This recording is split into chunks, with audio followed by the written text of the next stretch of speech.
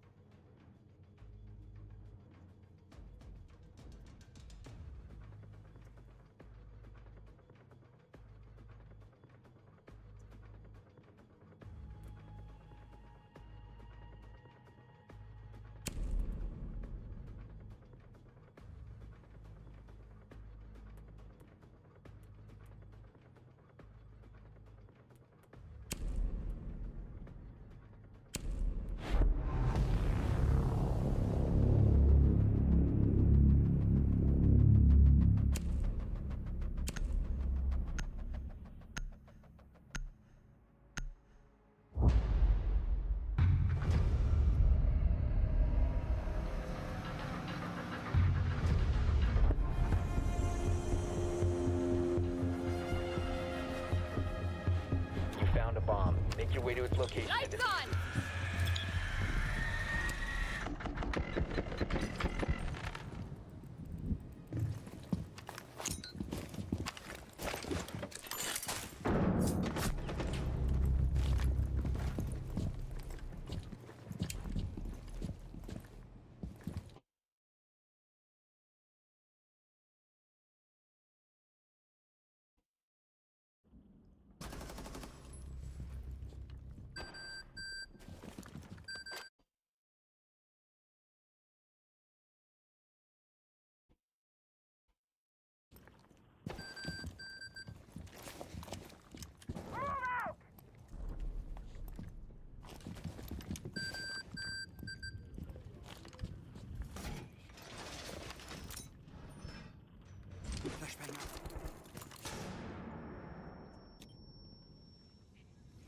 The diffuser is no longer in your possession.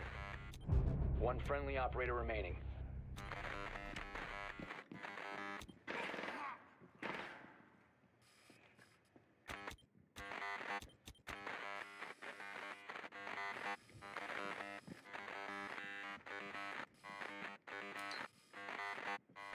Seconds remaining.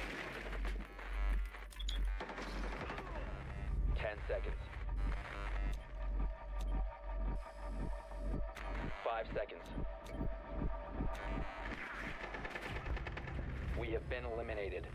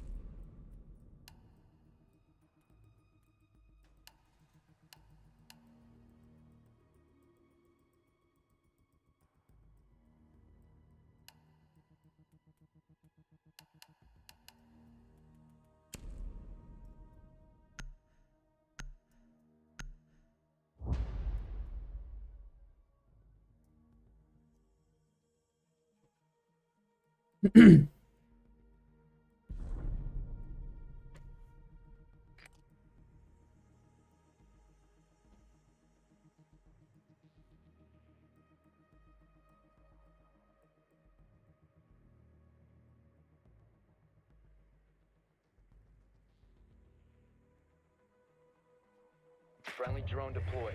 Op 4 is reinforcing its location.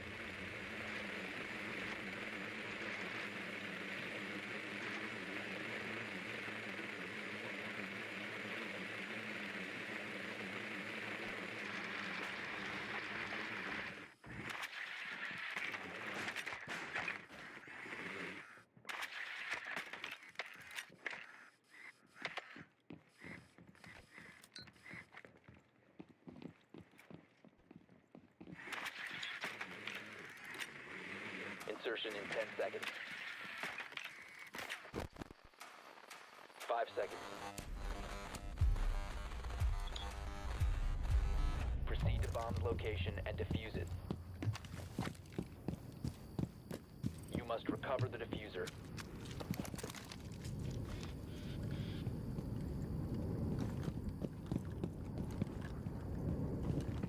The diffuser has been secured.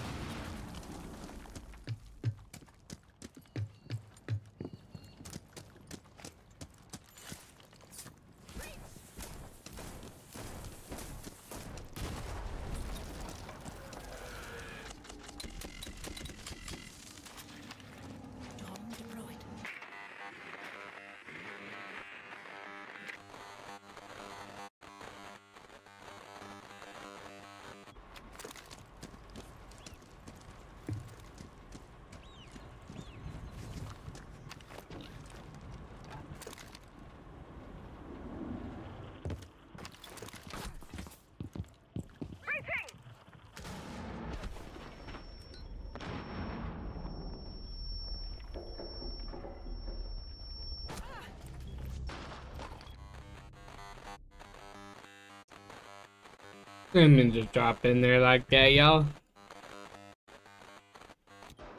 Shit.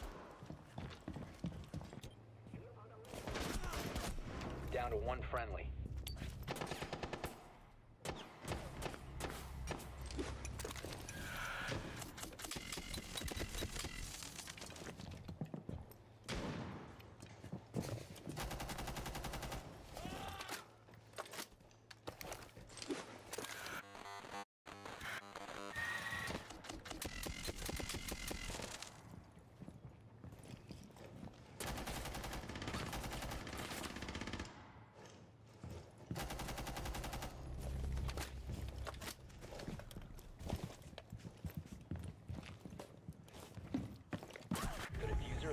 recovered.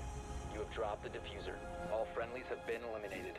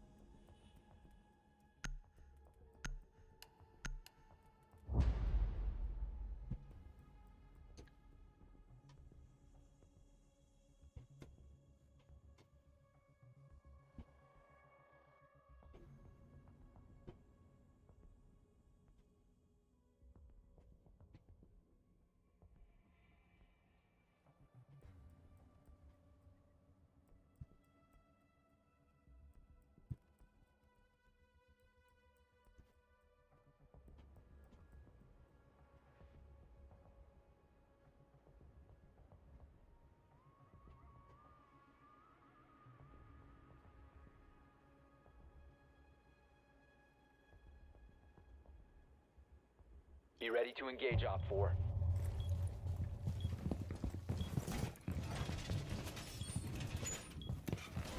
Fortified walls. Device placed. Device set.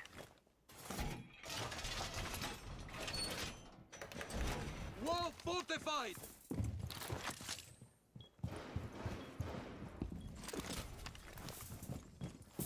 Device Changing mark! 10 seconds remaining. EDD prime. Stand 5 ready. seconds and counting. Device prime. Keep an eye on door. Op 4 has located the bomb. Get ready to engage. place device.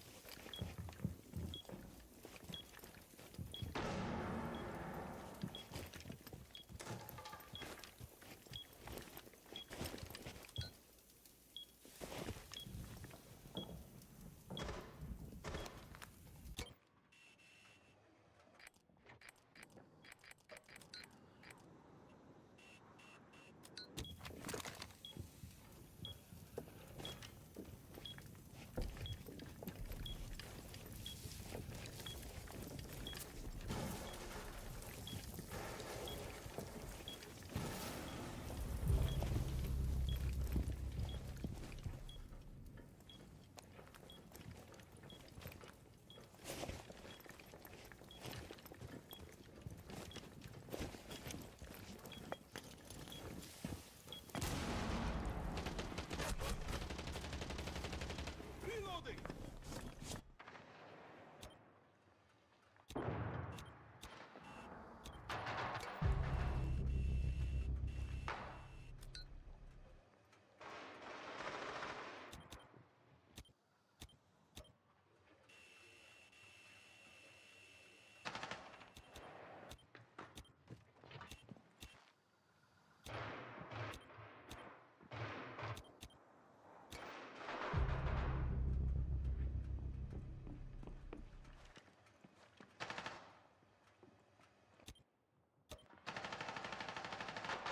One friendly remaining.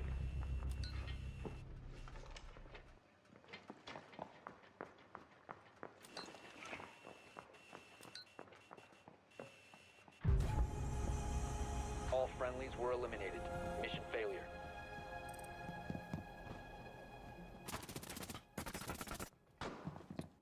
Damn, son. I guess single kill. Buns of this game, y'all. I'll tell you what. We're just here for the vibes, man.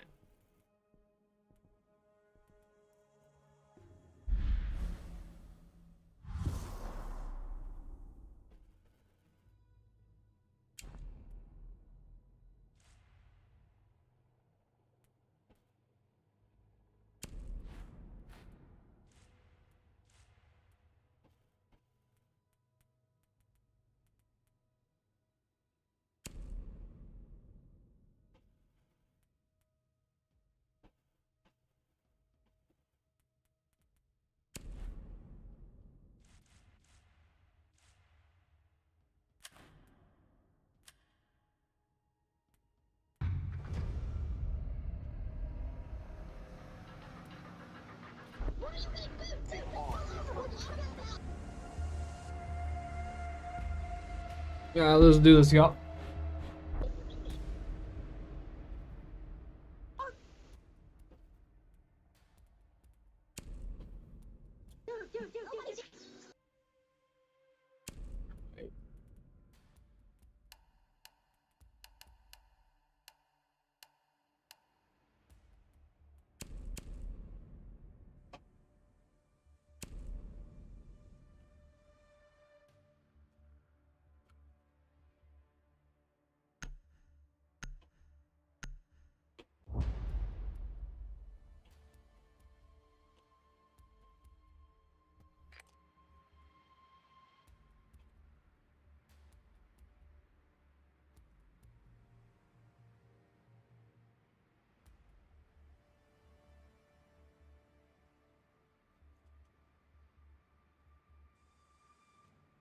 Friendly drone deployed. Op 4 is reinforcing its location.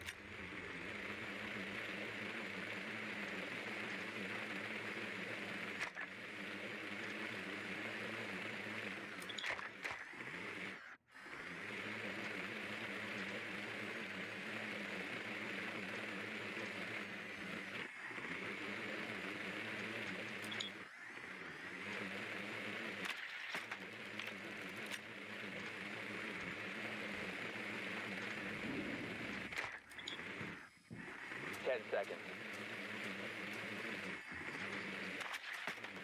5 seconds to go. You've located a bomb. Make your way to its location and defuse it.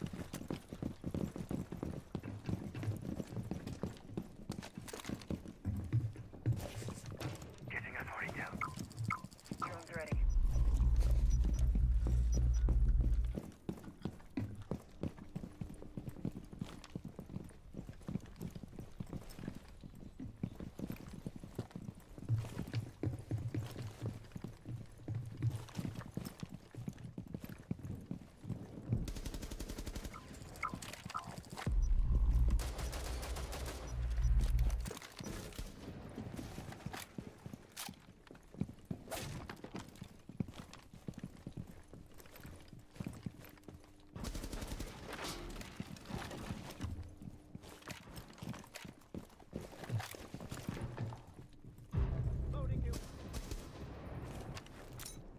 Flashbang away.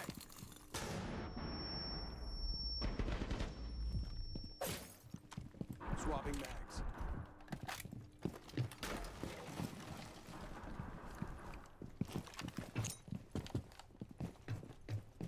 Launching tracking drone.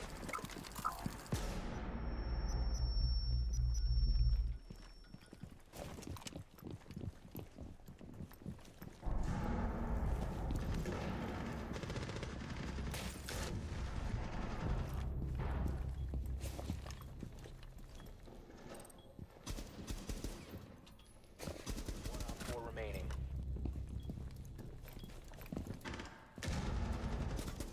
Op 4 eliminated. Friendly mission successful.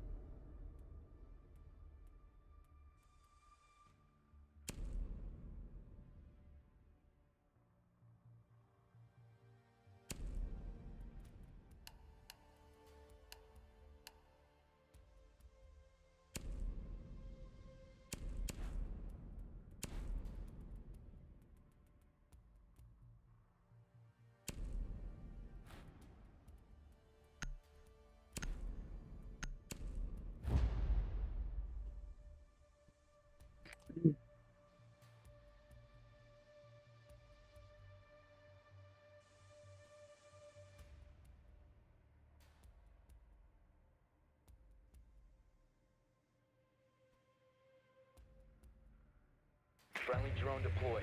Op 4 is reinforcing its location.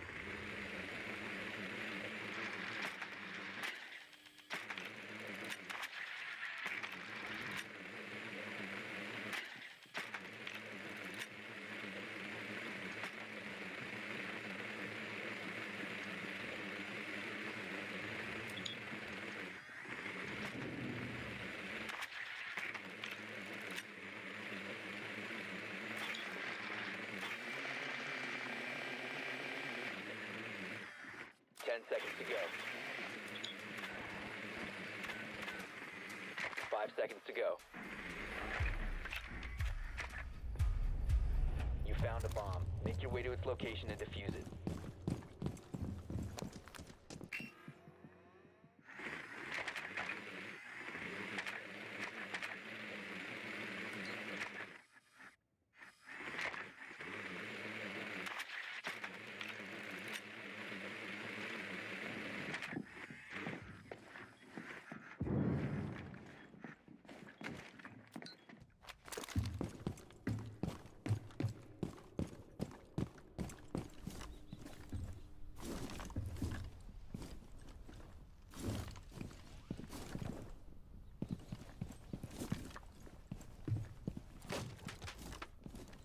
Getting a better angle.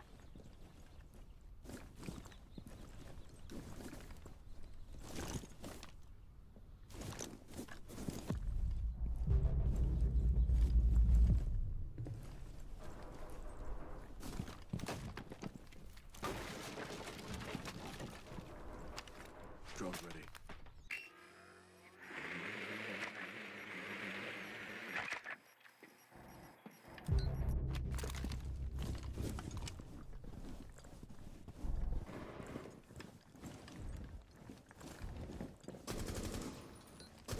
The diffuser is no longer in your possession.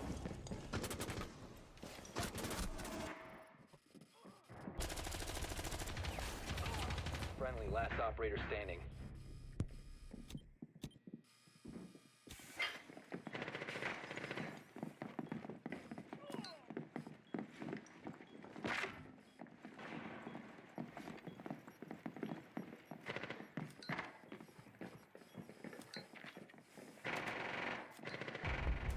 We have been eliminated.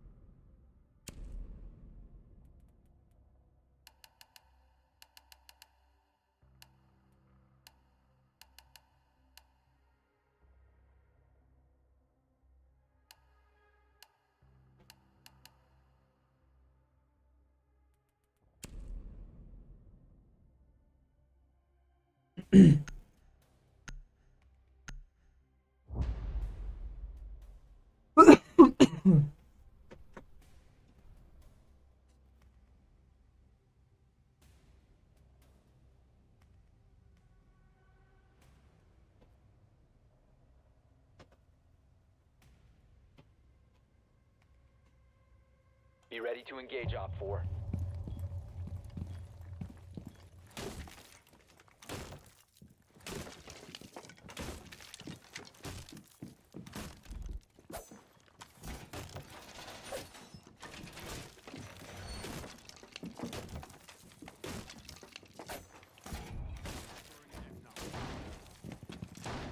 Throwing F naught.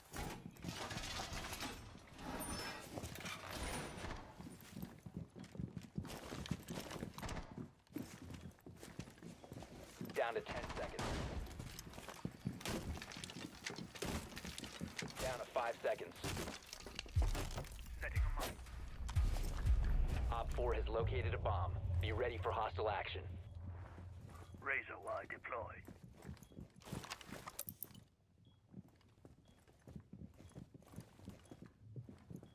Proximity alarm in place.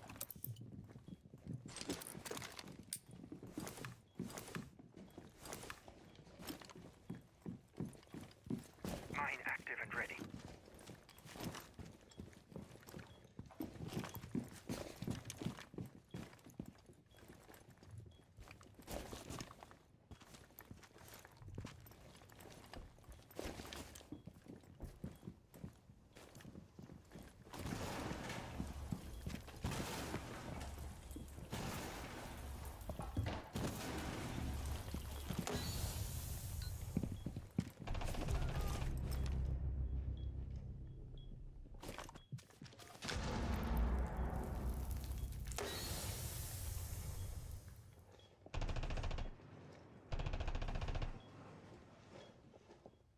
Deploying alarm.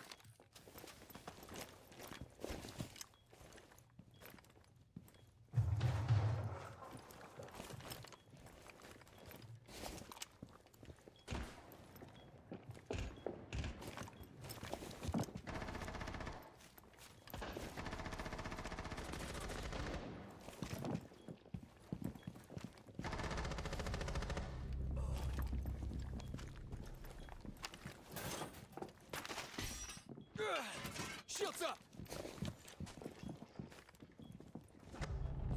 Dropping bags!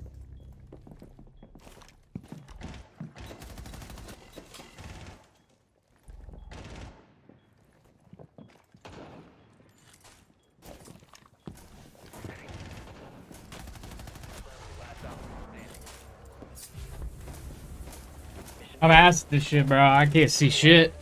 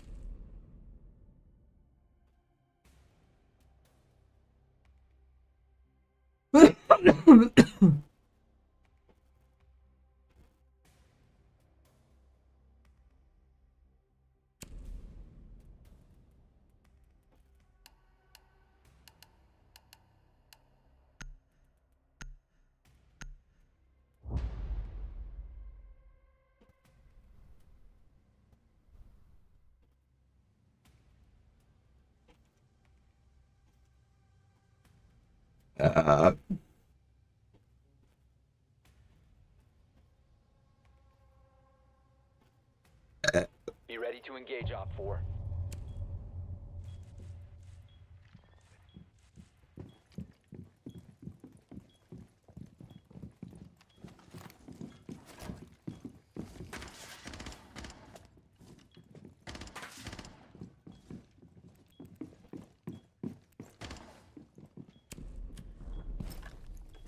Throwing an F-Naught.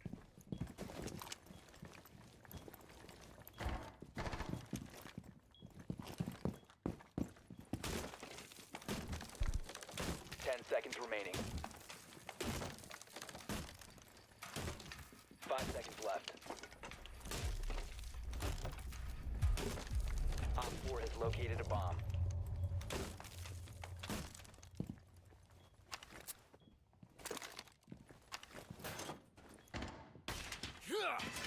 Shield ready.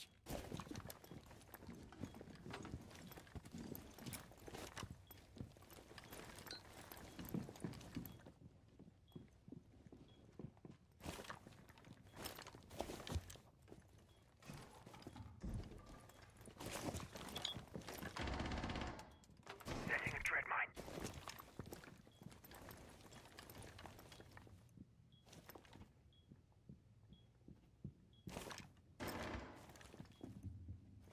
Throwing F-Naught. F-Naught activated.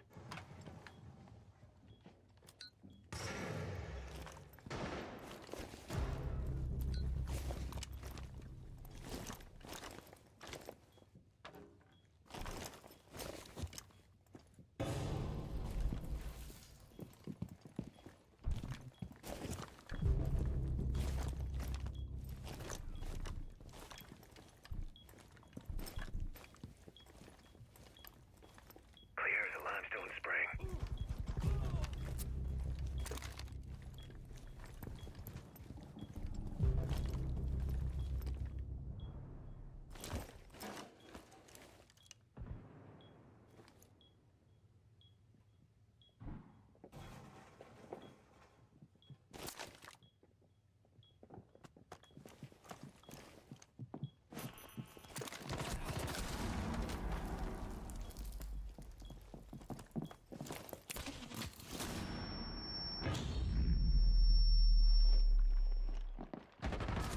Remaining.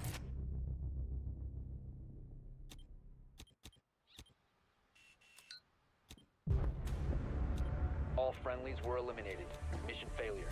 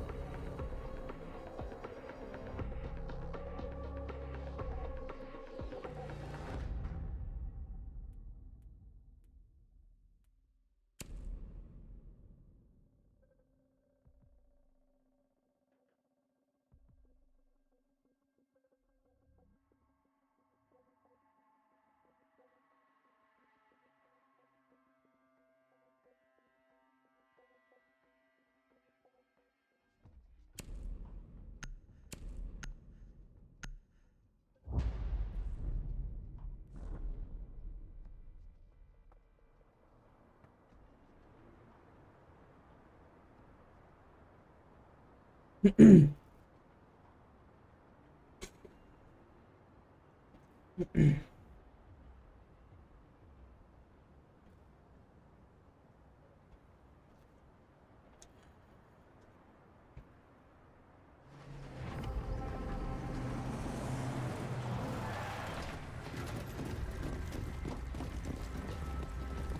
aware that this is an evolving situation. I'll update you with new intel when available.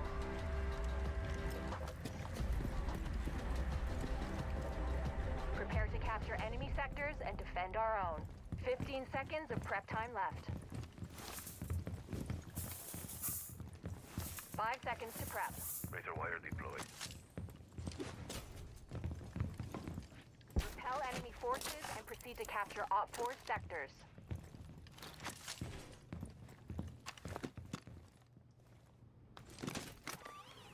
Radius deployed and ready to go. In the end, electroglow is on.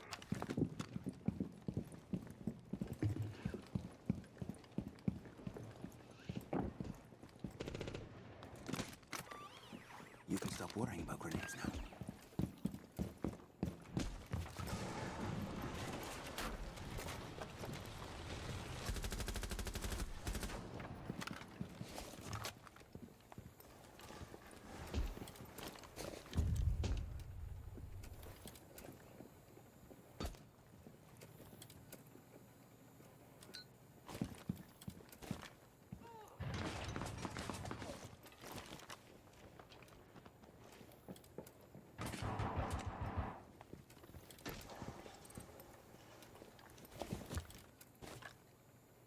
Enemy capture of the sector is underway.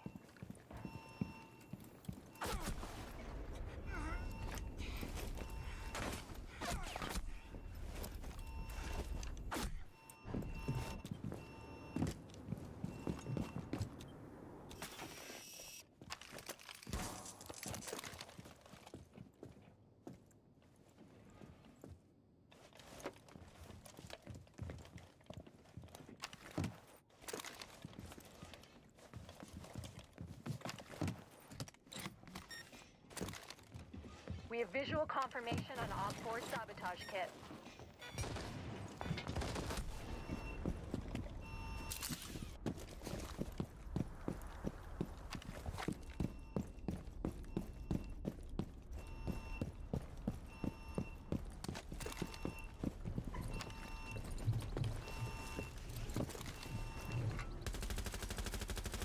Reloading, cover me! Razor wire in position.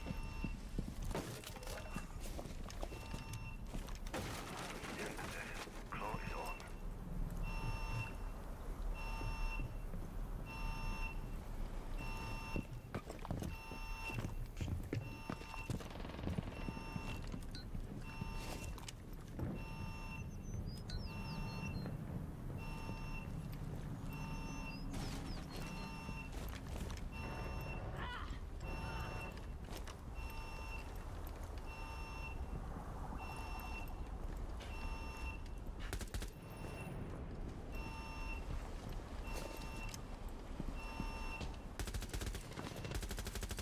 Loading mag!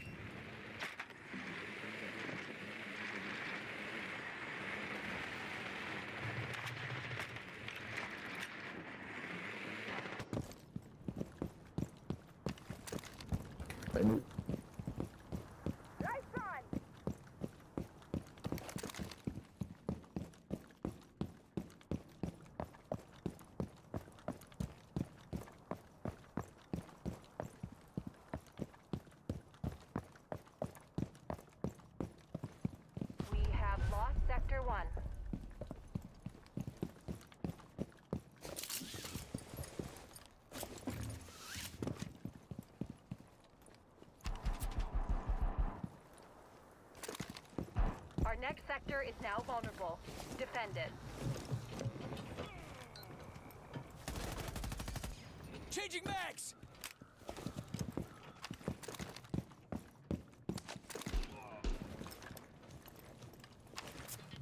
Lights on.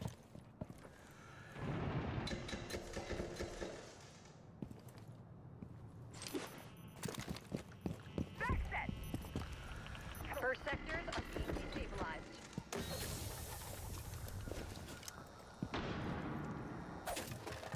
We've taken the enemy sector.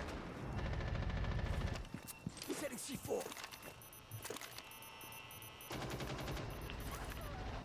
Sector loss underway. Proceed to disrupt.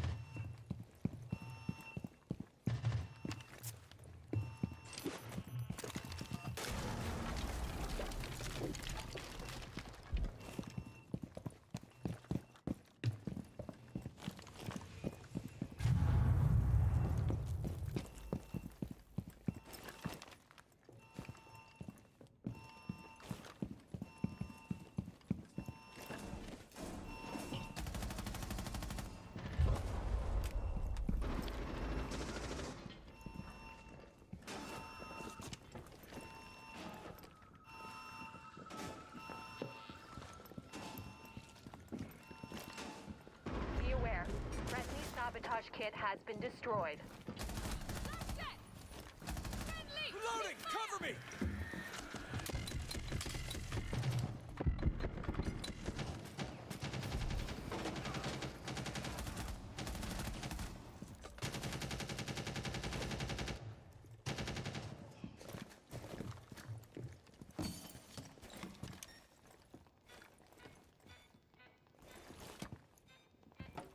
Sector capture procedure has begun.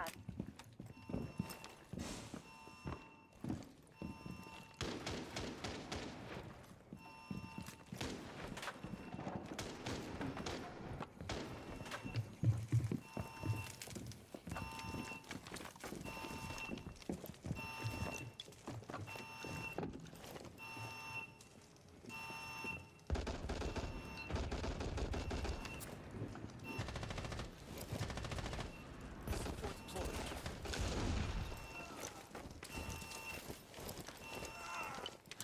Take a deep breath.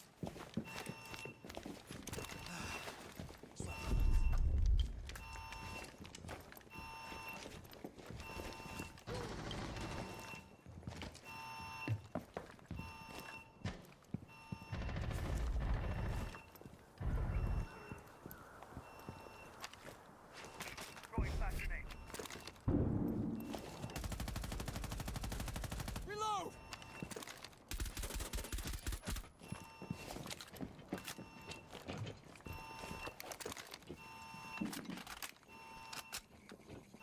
You have captured Sector 1.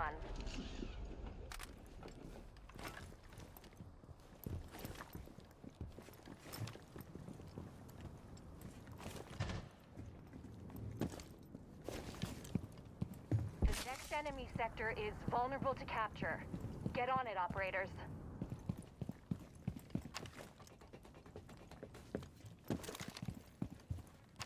Sector 2 is gone. Do not let the enemy enter our base.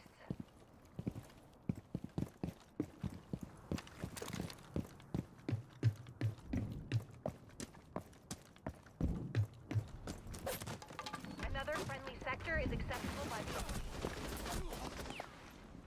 Loading mag! Reload!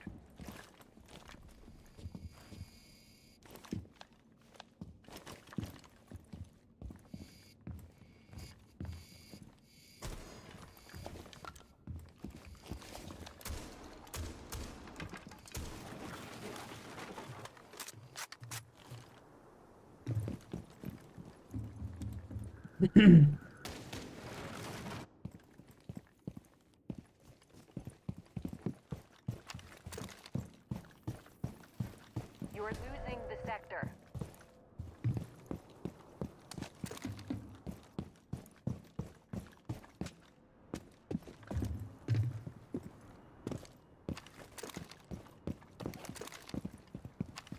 Setting C4.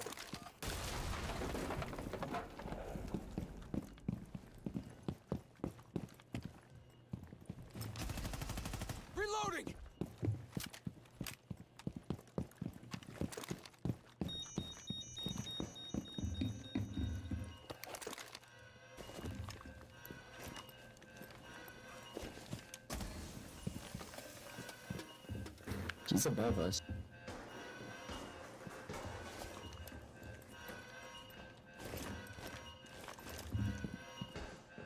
We are capturing the enemy sector.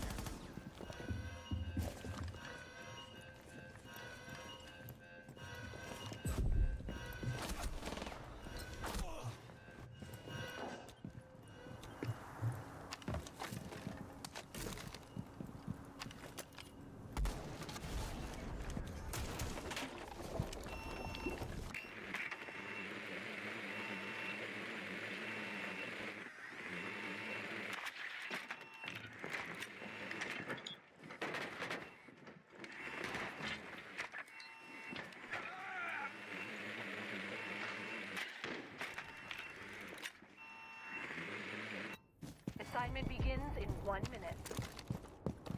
Be aware, this assignment is critical.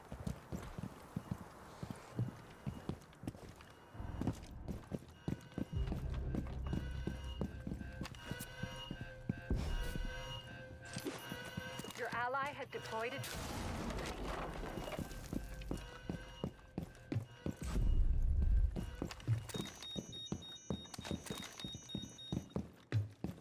An assignment will be available in 30 seconds.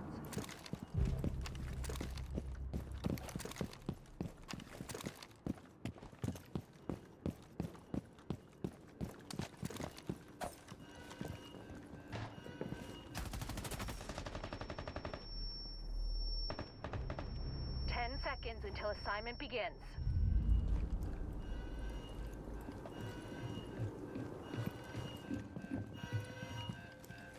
Your assignment has been issued. Good luck. Reloading. Keep eyes on Op 4. Op 4 has destroyed our sabotage kit.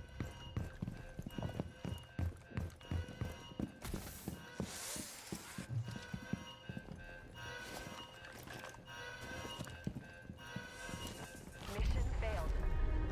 Our base has been captured. I don't know what the fuck I'm doing in this shit.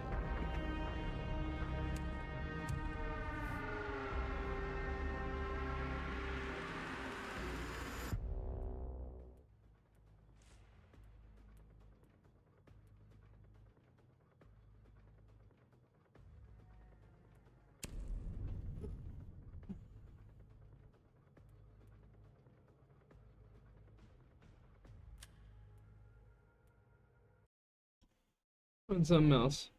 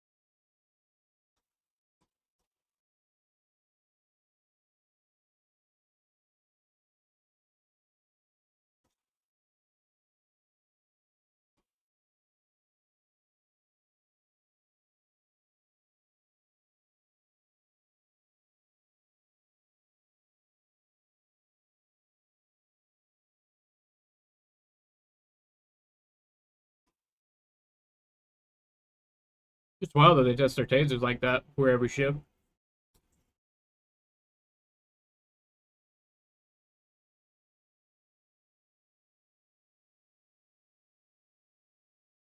You guys probably can't even hear this on.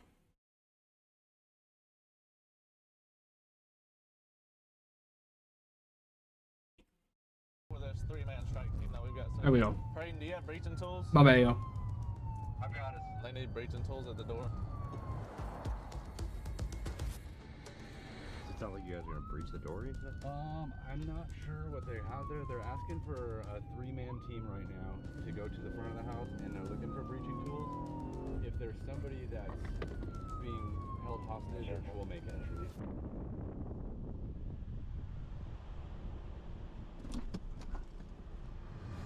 What do we know so far? We have a girl in the house. She's 15 years old. We'll go make something to eat, Chad. We'll be back.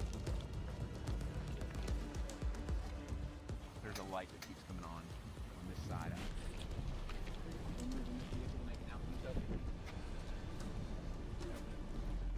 Let's move. I want to move it to the plane. I don't want him to be in the line of sight. Hey.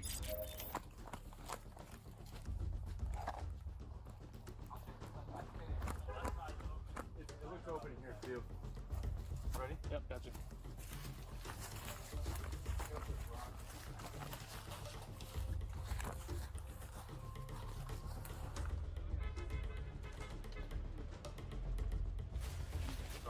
Yep. Stay to the side of the car.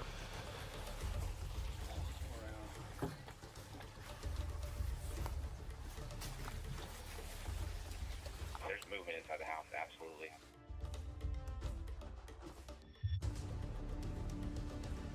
Pistols down. Stop. Alright, we got contact at the front. Stand by. Step outside. Show us your hands.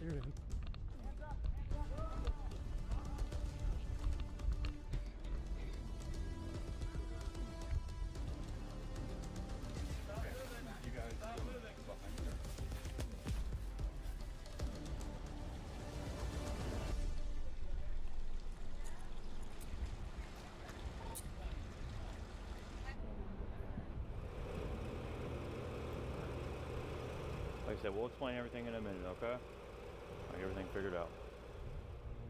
I would just like to know what the heck Okay, so we got a call from who? from A resident? yeah, it was a juvenile saying that she was being held captive here. No, there's no juvenile. We are the Okay. only ones here. I believe. But we just have to verify. No, I mind am if I walk okay in? with that. I'm okay with you walking in. I'm sorry, I don't. I gotta bring one other. One other person, that's fine, but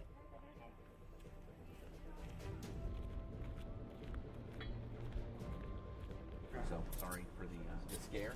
Thank you for understanding. Okay, good. Well, I appreciate your compliance. It's very important. We appreciate that, okay? Yes, sir. You need anything from us? Any badge numbers, names, anything? We want to do a supplement so that we can rule this house out. So if anybody else gets this follow-up on Blue Squad, they know that this house has been cleared. The guy you just saw get pulled out of his house at gunpoint was completely innocent. This call ended strangely, and from what I can gather, it was a false alarm. Potentially, it was a swatting call, which, as my friend Ryan Montgomery explained in a previous episode, these are online trolls that make fake calls that can be very dangerous for the people being pranked. Now, I'm not quite sure what happened with the call you just saw, but I do think it does a great job highlighting how, with very little background information, police officers have to be prepared to run into crazy situations. How would you rate this area out of 10 for sketchiness?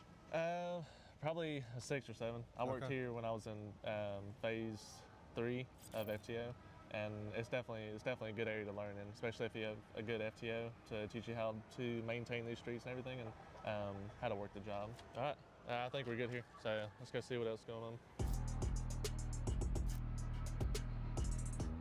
Is this night off to a busy start? Not like you would think. Like, this is pretty equivalent to a regular night.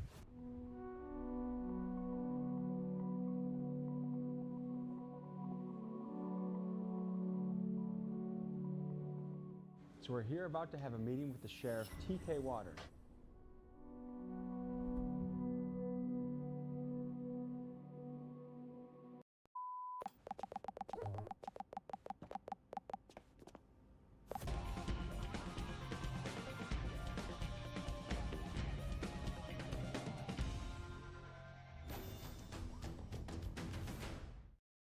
you installed this? Even had a few screws left over.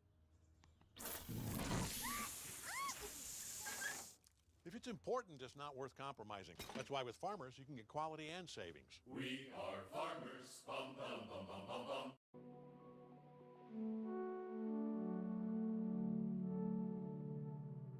What is your message to criminals in Jacksonville? My message to criminals in Jacksonville is this: go away or we're going to put you away, or you can quit. We're not the agency that you want to try. Stop committing crimes in our community, or we're going to get you. We're coming for you. One of the things I'm most curious about is if you look at the homicide rates from 2022, 2023 to 2024, the city's dropped almost in half, which is remarkable. It is remarkable. What's the secret sauce that's cooking here? Man, hard work. Listen, proactivity is not a dirty word. Proactivity is what we're supposed to do. Proactivity is a part of one of the basic parts of police work. If you see a police officer just sitting there, he better be sitting there or she better be sitting there writing their police report so they can get on to the next, whether call or out there being proactive, looking for people that are doing things they should not be doing in our community. Okay, so we're on to a shots fired call? Yes. Sometimes it's hard to find where the actual shell casings are, even with ShotSpotter. So everything is based on the call notes here. So this was 10 minutes ago. They didn't hear anybody screaming. They didn't hear anybody yelling. You kind of got to go in thinking that the people who did it are probably already gone, but you always want to keep your head about you. The person that reported this, what are the odds that she'll actually speak to you now that you're here? Both of these people are not wanting to speak to us, so they're just informing us that there was shots in this area and they want us to come and check it out. And they don't want the neighborhood to see them talking to you. Exactly. Unfortunately, things like this, since it's not a specific ShotSpotter area, we just have to get out and canvass the area for possible casings, anybody possibly hurt, and then if we do find the casings, then we collect the casings and take them into processing.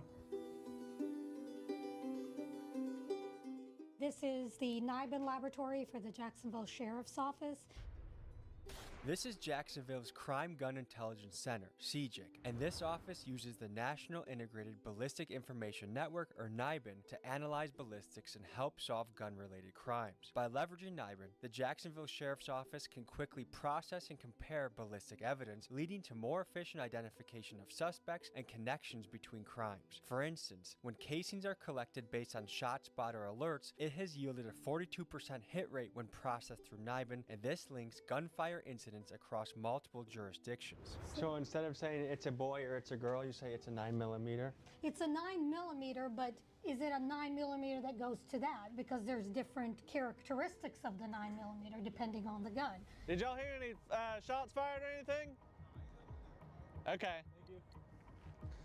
I ain't got nothing. Where we have shot spotter areas, we'll typically find casings more often than if somebody just calls them in like this. But without an exact area, like shot spotter can give us, we don't really know where to look.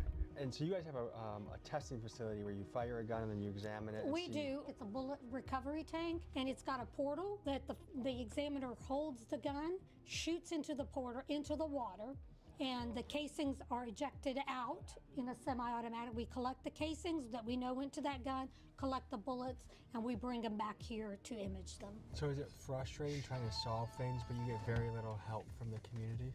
Yes, but we also have a lot of different avenues that we can use to try and find suspects. Gun laws in Florida are pretty good for the gun owner, right?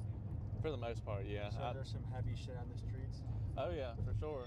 So what's your why? What gets you excited to wake up in the morning to do this? Just something new every day. You literally can't put the same day into another day, like, because it's always different. You never know what you're gonna get. Would you say that this job's your calling? I think public safety as a whole is. So some Americans would look at the drug laws and say the war on drugs has not worked, and why are people still getting busted for things like weed? What's your take on that? Drugs are always gonna be on the streets because we don't have the manpower to catch everybody, nor the assets to be able to do all of those things, to be able to take them all off at like one specific time. That's why our specialized units try to hit it as hard as we can. The biggest issue with it is the amount of fentanyl that's being laced and all this stuff that's like, it's killing so many people. We're definitely in the trenches right now. Oh yes. Hey, y'all come talk to us for a second. Y'all know y'all gotta be on the sidewalk. That's okay. Yeah. The police, they liars, manipulators. What do you think it would take for the public to have a better relationship with police? Better communication, I guess. I don't know, because I went to jail for some stupid shit. Like, and the police should be more honest about stuff, because they will sit here and make you feel comfortable to talk to them and open up, just for them to like do the complete opposite of what they just made. They made you feel safe. All right, here you go. Honestly, I feel like just like now. Everybody should be free, and we shouldn't have nobody trying to how to live their life, because God gave everybody free will to live their life, and we shouldn't have no police trying to stop them. All right. They don't really be helping. They be killing and stuff more than they be helping. That's all I'm saying, but y'all be safe tonight. Did he already tell you about the lights on your bike? No. I'm leaving right here. No, you don't need to leave it. You can walk with it. You're fine. Stay off the road. All right.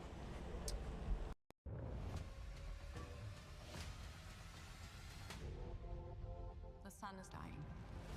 If we do nothing, everything on this planet will go extinct. I'm not an astronaut. I don't need an astronaut. I'm just a teacher at Grover Cleveland Middle. I need an expert in molecular biology. You're smart. You'll figure it out. Project Hail Mary. Rated PG-13. Only in theaters March 20th. So our physical therapy degree program will prepare students to, first and foremost, sit for the national licensure examination to become licensed physical therapists and be able to practice in a variety of settings across the healthcare field. These include inpatient services, outpatient services, work in school districts, work in private practice settings, and even more recently, moving into direct access and primary care extender roles within the medical system.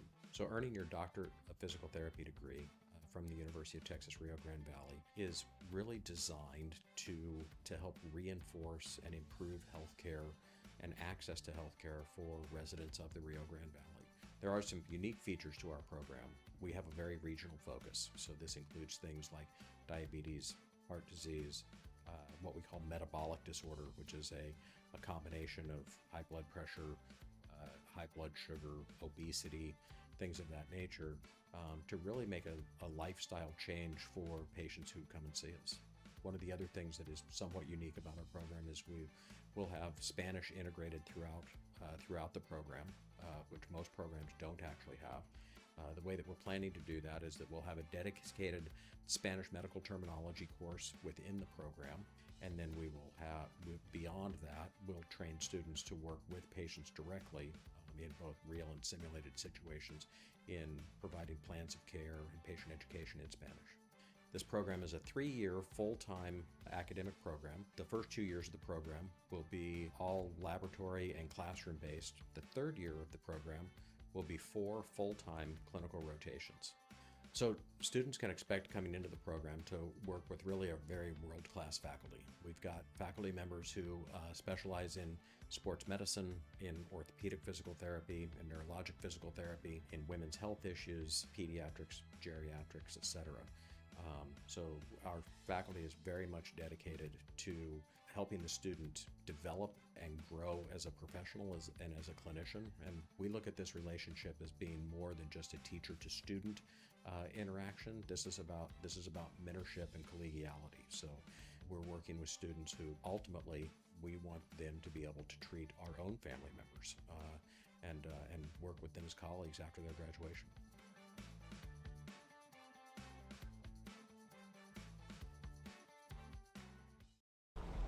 So their attitude to the stop was, I'm an adult riding a bike, why am I getting stopped by the police? But you're still breaking the law based off Florida state statute per you being in the road when there's a sidewalk provided. So that gives us right to be able to stop you and inform you about your violation and possibly give you a ticket on it. You don't have to give a ticket, it kind of just depends. So what type of issues do you see facing this particular neighborhood the most? Domestic violence, and then burglaries to conveyances. You see there's cars everywhere. Most criminals know that cameras are only going to pick up so much. If they've got a mask on, they can come and bust in that window right now, get whatever they want out of it, and get out of here, possibly before an officer's even on scene, so they might be able to get away with it, kind of thing. If you could wave a magic wand and change one thing about these areas. Probably more job opportunities, because that's mainly what people want. People want to be able to make money to afford for their families. How do we get more job opportunities to the hood? That's a tough one for me as a sheriff. I think the opportunities are there if you want to take the opportunity. Let me use myself for example. I'm not perfect, right? As soon as I became there was a job there for me. Whether it be bagging groceries at 13 years old or working a summer hire job in Europe when my dad was stationed in Germany, working a summer hire job and then going to bag groceries when I'm not sure what they have there. They're asking for a 3-man team right now to go to the front of the house, and they're looking for breaching tools. If there's somebody that's being held hostage, we'll make an entry.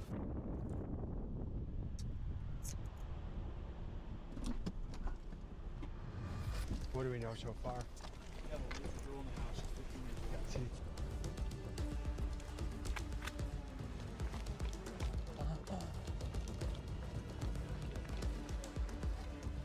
There's a light that keeps coming on this side.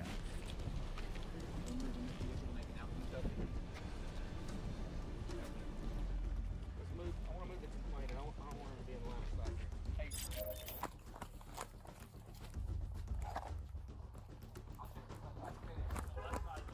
It looks open in here too.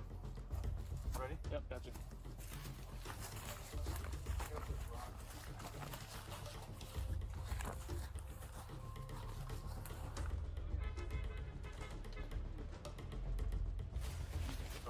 Yep.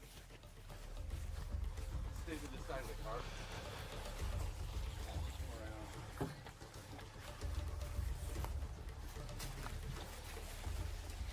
There's movement inside the house, absolutely.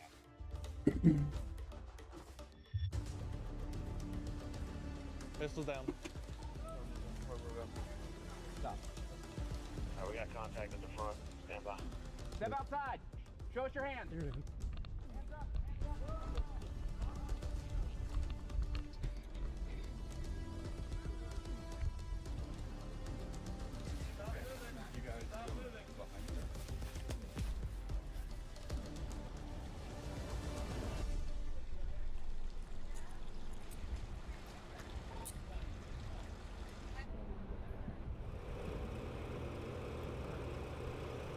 said, we'll explain everything in a minute, okay? I got everything figured out.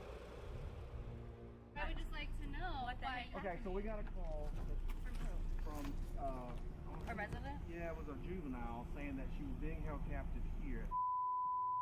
No, there's no juvenile. We are the Okay. only ones here. I believe it. But we just have to verify.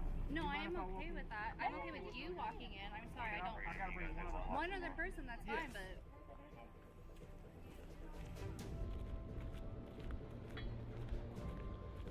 So sorry for the scare. Thank you for understanding. Okay, good. Well, I appreciate your compliance. Very important. We appreciate that. Okay. You need anything from us? Any badge numbers, names, IDs, anything? We want to do a supplement so that we can rule this house out. So if anybody else gets this follow up on Blue Squad, they know that this house has been cleared.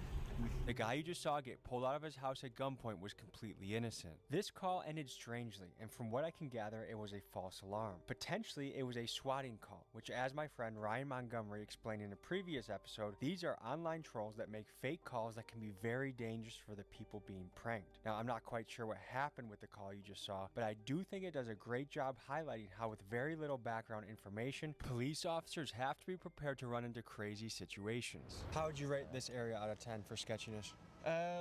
Probably a 6 or 7. I worked here when I was in phase 3 of FTO, and it's definitely a good area to learn in, especially if you have a good FTO to teach you how to maintain these streets and everything, and how to work the job. All right, I think we're good here, so let's go see what else is going on. So this night off to a busy start? Not like you would think. Like, this is pretty equivalent to a regular night.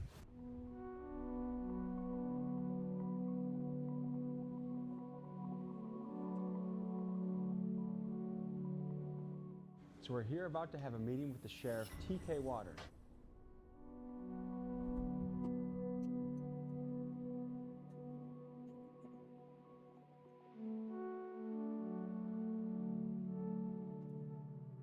What is your message to criminals in Jacksonville? My message to criminals in Jacksonville is this: go away or we're going to put you away, or you can quit.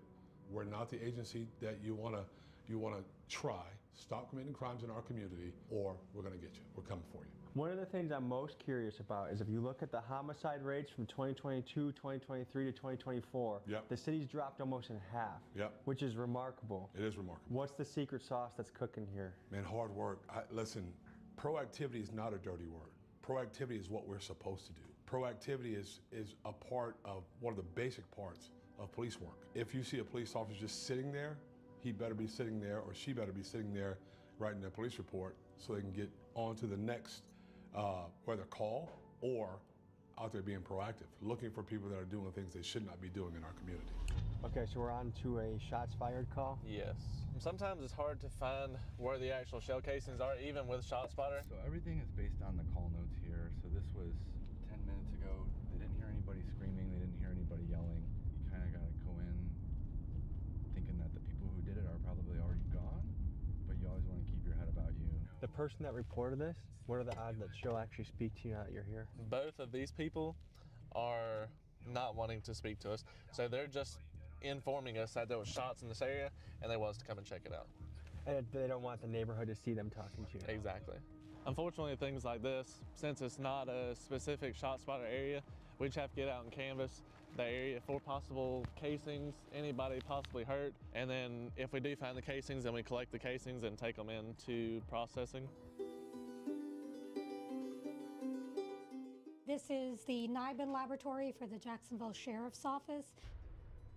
This is Jacksonville's Crime Gun Intelligence Center, CJIC, and this office uses the National Integrated Ballistic Information Network, or NIBIN, to analyze ballistics and help solve gun-related crimes. By leveraging NIBIN, the Jacksonville Sheriff's Office can quickly process and compare ballistic evidence, leading to more efficient identification of suspects and connections between crimes. For instance, when casings are collected based on ShotSpotter alerts, it has yielded a 42% hit rate when processed through NIBIN, and this links gunfire incidents across multiple Characteristics of the 9mm depending on the gun. Did y'all hear any shots fired or anything? Okay. For generations, families have trusted JC Mattress and Furniture Showrooms to help turn houses into homes. That same commitment to quality is why JC Mattress and Furniture Showrooms proudly offers Smith Brothers Furniture. We'll typically find the casings more often than if somebody just calls them in like this, but without an exact area like ShotSpotter can give us, we don't really know where to look. Recovery tank, and it's got a portal that the examiner holds the gun, shoots into the portal, into the water, and the casings are ejected out, and I come back here to image them. So is it frustrating trying to solve things, but you get very little help for the gun owner, right? For the most part, yeah. So there's some heavy shit on the streets? Oh yeah, for sure. So what's your why? What gets you excited to wake up in the morning to do this? Just something new every day. You literally can't put the same day into another day, because it's always different. You never know what you're gonna get. Would you say that this job's your calling? I think public safety as a whole is. So some Americans would look at the drug laws and say the war on drugs has not worked, and why are people still getting busted for things like weed? What's your take on that? Drugs are always going to be on the streets because we don't have the manpower to catch everybody, nor the assets to be able to do all of those things, to be able to take them all off at one specific time. That's why our specialized units try to hit it as hard as we can. The biggest issue with it is the amount of fentanyl that's being laced and all this stuff that's it's killing so many people. We're definitely in the trenches right now. Oh yes. Hey, y'all come talk to us for a second. Y'all know y'all gotta be on the sidewalk. Yeah, okay. Yeah. The police, they liars, manipulators. What do you think it would take for the public to have a better relationship with police? Better communication, I guess. I don't know, because I went to jail for some stupid shit. And the police should be more honest about stuff, because they will sit here and make you feel comfortable to talk to them and open up, just for them to do the complete opposite of what they just made. They made you feel safe. All right, here you go. Honestly, I feel like just like now. Everybody should be free, and we shouldn't have nobody trying to how to live their life, because God gave everybody free will to live their life, and we shouldn't have no police trying to stop them. All right. They don't really be helping. They be killing and stuff more than they be helping. That's all I'm saying. But y'all be safe tonight. Did he already tell you about the lights on your bike? No. I'm leaving right here. No, you don't need to leave it. You can walk with it. You're fine. Stay off the road.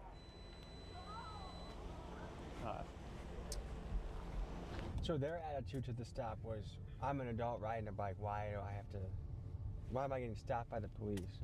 But you're still breaking the law based off Florida state statute per you being in the road when there's a sidewalk provided. So that gives us right to be able to stop you and inform you about your violation and possibly give you a ticket on it. You don't have to give a ticket. It kind of just depends. So what type of issues do you see facing this particular neighborhood the most? Domestic violence, and then burglaries to conveyances. You see there's cars everywhere. Most criminals know that cameras are only going to pick up so much. If they've got a mask on, they can come and bust in that window right now, get whatever they want out of it, and get out of here, possibly before an officer's even on scene, so they might be able to get away with it, kind of thing. You could wave a magic wand and change one thing about these areas. Probably more job opportunities, because that's mainly what people want. People want to be able to make money to afford for their families. How do we get more job opportunities to the hood? That's a tough one for me as a sheriff. I think the opportunities are there if you want to take the opportunity. Let me use myself for example. I'm not perfect, right? As soon as I became old enough to work, there was a job there for me. Whether it be bagging groceries at 13 years old or working a summer hire job in Europe when my dad was stationed in Germany, working a summer hire job and then going to bag groceries when it's done. The reward of being able to earn my own money is tremendous. It's a sense of accomplishment. The jobs are there. They might be smaller jobs, but certain jobs I believe are entry-level jobs anyway. So take those entry-level jobs. We live in the society that we live in, because we live in America, there's a sense sometimes of an entitlement. Let's not have that attitude. Let's realize that we have to crawl before we can walk. Start where you need to start and move up. The jobs are there.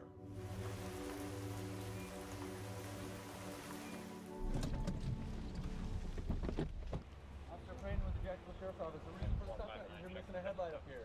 I didn't know. What goes through your mind when you first get pulled over? Man, what the hell they pulling me over for? I called my boyfriend. I said they finna pull me over. I seen y'all with behind me. Yes, ma'am. If you had a son and they said they wanted to become a police officer, what would you think? Be careful. I don't know. It's a job. What's been your experience with police and law enforcement? I don't bother y'all, so y'all don't bother me. But do you feel like, hey, they make the city safer? I'm happy they're here. Yeah, especially nowadays. Yeah, bad nowadays. It's like bad. It's nothing like when we was growing up. Dear Acorns, when COVID hit, I had to drain my Acorns account to pay my mortgage. It was scary, but investing in that nest egg was a huge lifesaver. Now I'm working on building a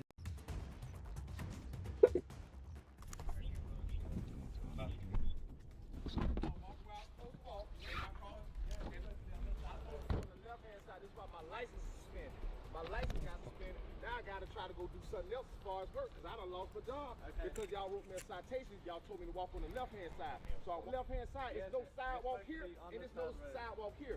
I looked it up in the statute. It says walk on the left-hand side if there is no sidewalk. How many times I gotta get stopped today? Okay, well, they were probably This don't make no damn sense, man. Y'all out of control, man. Y'all already taking food out my son's mouth. Y'all just gonna keep harassing me every fucking day. I get off work, walking, you can't walk here, you can't walk there, you can't walk here. Why am I always being harassed, bro? I'm just tired, bro. I'm tired, bro. I'm tired. I'm tired. I'm letting you know I'm tired. All right, I know what to do. One of the strategies Jacksonville Police champions is a tactic they call proactive police work. It's when officers pull people over for minor infractions like driving with a broken taillight or walking on the wrong side of the street, and this gives them the legal means to investigate for more serious crimes like felons with guns, drugs, and outstanding warrants. Supporters argue that this approach takes dangerous criminals off the street before they can do any harm. Critics, however, see this as a form of harassment. Let me know in the comments what you think. Are you a fan of proactive police work? And do you want this done in the city where you live? We had an interaction with a man last night who was walking in the street and he got pulled over. He got, licensed, and he felt like he was being harassed. I'm an adult walking down the street, and the police officer we were with said that, we got to look at the little things because they could turn into big things. But, you guys have done a fantastic job cracking down on one of the biggest crimes there is of murder. How do you balance that with not being overbearing on the population? I'm an adult walking down the street. Why are you pulling me over with 2 squad cars? So first of all, where was he walking? Second, what time of night was it? Third, was there a call for service about a suspicious individual, which happens quite often. You don't do a drive-by when you're walking through a neighborhood. You do a drive-by because you're in a car with weapons and you shoot at people that, whether it be a rival gang member or something like that. And then sometimes innocent people in our community fall victim to that kind of stuff. So we stop cars and we look for reasons to stop cars. It's part of the process. It's part of what we're supposed to do. You can watch video after video of people saying, you're violating my rights, you're violating my rights. But if you call me because someone's in your neighborhood that you don't recognize, or they look strange, I have a responsibility to answer that call and find out what's going on. In Milwaukee, the statistics came out, that's where I'm from, that police contact to civilians was down like 40 or 50%. They were less likely to do a traffic stop, less likely to pull someone over. We inherited things from that era of, anti-police sentiment was at an all-time high. How did you guys combat that or work around it? You have to stay steadfast through the good and the bad. Every interaction with the police, for the most part, is negative, whether it be a traffic stop. It's not negative in the sense where the officer's unprofessional. No one likes getting stopped for a traffic violation. We just have to drive through that and push through that. One, with professionalism, making sure the public knows that we're doing this because we care about what's going on in our community. We want to make sure that our community members are safe. I know police are super important, and I know you guys do have a very dangerous job, and you guys take care of things that most people don't have the balls to take care of. But yet, he was an adult walking down the street. I've done that tons of times, and I've never gotten pulled over. Yeah. What would you say to that? That doesn't change the fact that he's still violating a Florida state statute. So you don't walk on your street in your neighborhood? Sure don't. Because we talk to a lot of guys in neighborhoods like this, and I think how they feel is they feel like it's one big system that's kind of against them. Yeah, unfortunately, it's not against anybody. We're just enforcing the law to mitigate other issues like the dude that got run over right here, just like that guy right there. No, that stop sign right there with the hand that says don't cross, and he's in the middle of the crossing right there, dude died right there. Right in the middle of this road right here because of him and his violation. That is the exact reason why we do this stuff, is to mitigate these issues. And then he wants to come at me like I'm the bad guy when I'm just trying to enforce a law to keep him from getting hurt. Did you have to respond to that scene? I sure did. Dude was dead right here. I don't judge people. It's not my job to judge their character or them as a person. I'm just out here to enforce the laws. Zulu 566, Signal 13, Acorn and Church Street. Hey, man. You ain't got no light on this thing. You need to get one. You need one for the front and rear. You gotta have one, a white light on the front that's visible up to 500 feet, and then a red light on the back. Yeah, you gotta have a light on here. We got a lot of people getting hit out here. Thank you. Just hang out with this officer. I'll be right back. She works at Daly's in Mandarin. Holy Lives off cow! McDuff. She rides her bike to and from work, hour and a half every day. Yo, that's commitment right there. Yeah, that's a long way. Here you go. You're all good. Just make sure you get a light for the front and the rear of it, okay? I already have scares on the bike, so. Exactly, yeah. We ain't trying to have scares on the bike. That's why we pulled you over, just for the same instance. Yeah, So, I get you. that's a long way to ride a bike. Holy cow. Yeah. But she just got her vehicle stolen last year. I think that just goes to show how much that impacts someone's life. That now she's spending 3 hours a day biking to work. Yep, exactly. What are we running into? So we got a 21 burglary to a residence just occurred. Complainant residence suspect is complainant's son, so possibly could be civil because they're family members, but we still don't know that yet. Son came in through the window. It could be civil because the son could have a key, but she's saying it's a burglary, so we have to treat it as such for a burglary. Son? Yeah. Grip, stability, precision. That's the essence of driving. Lawfin.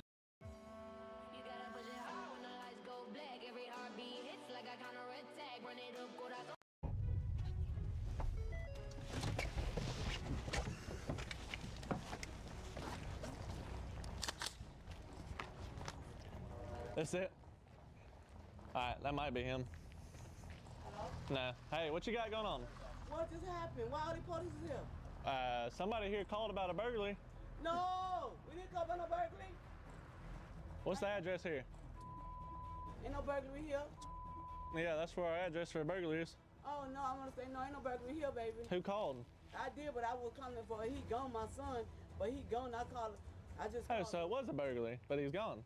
Yeah, no, you can say, well, he gone. So he's not here? No, he left.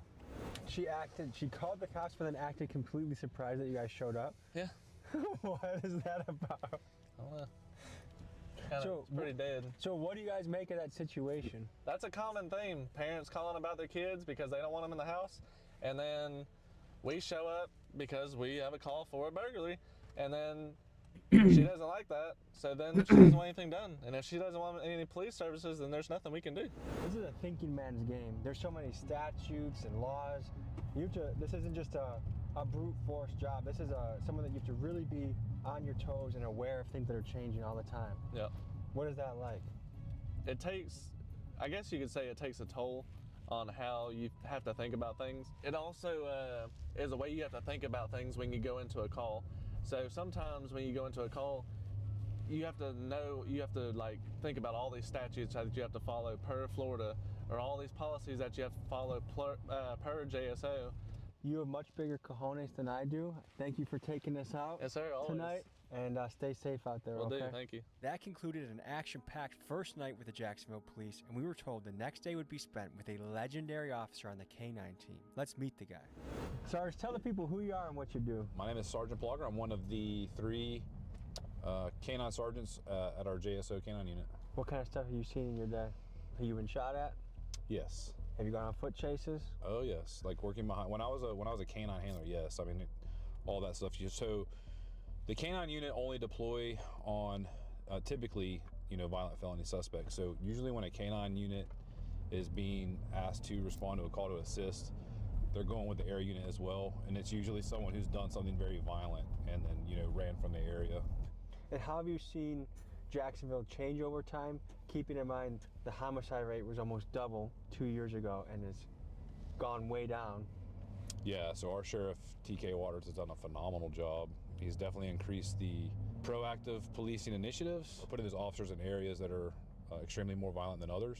What's the secret sauce that's cooking here? Man, hard work. Listen, and I think everybody knows this. 2017, 18, 19, 20, weird times in the United States of America, where you vilified, and you get to a point where around the country where, all right, I want to do this, I love my community, but if I do this and then something rough happens, they're gonna persecute me and drag me on the news, drag me on YouTube, Facebook. At some point, officers began to take a step back. We didn't really notice it that much here But if you have a person that feels like they're going to be persecuted for doing a job that not many people want to do, I mean, and what it takes to be able to get here, you have a tendency to want to slow down. Well, what we've done here is proactivity is not a dirty word. Proactivity is what we're supposed to do. Proactivity is a part of one of the basic parts of police work. So what are we walking into right now? It's just a parking garage we were using for training. This is a 4-day tracking class put on by a really good trainer.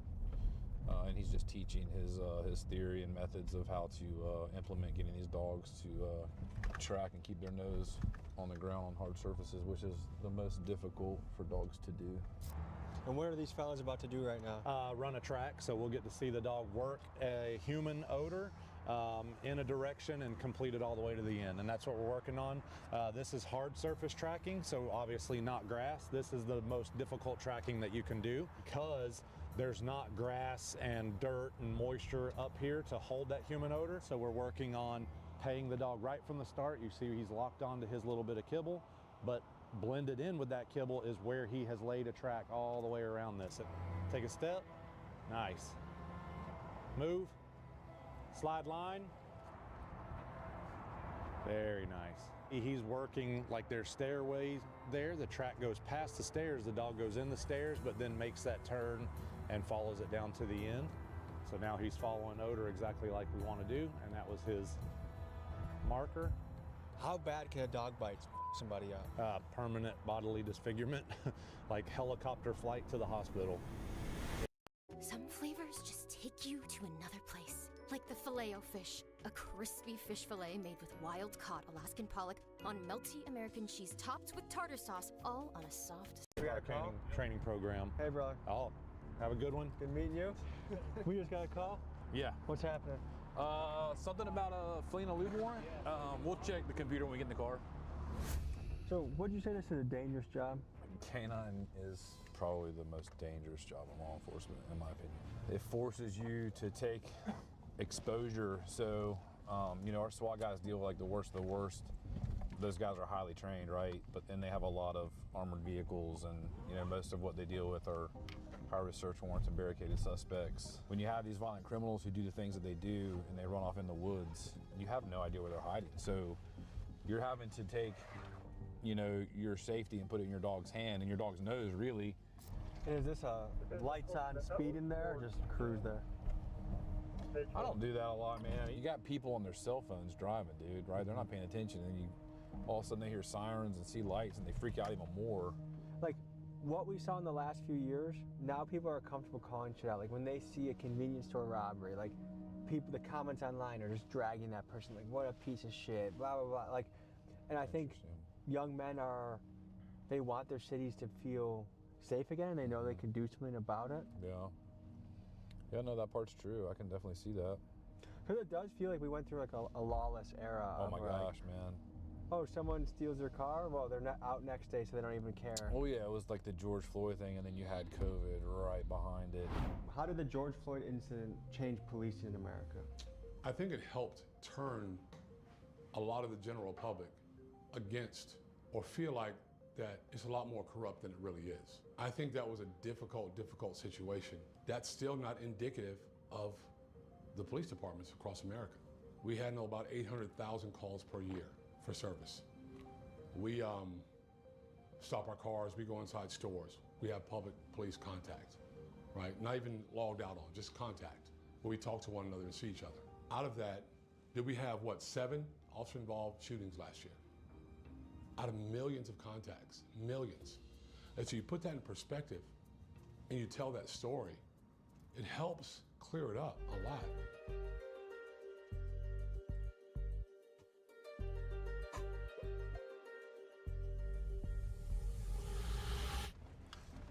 So what's this call for? Robbery. Business advised, they just left 23 to a business, unknown, vehicle description, into the store, took everything from jewelry case. Yeah, they smashed all the jewelry cases and took everything. 2 miles out. Is that his name, Zeke? Zeke, yeah. So right now Zeke's hoping that somebody starts a running.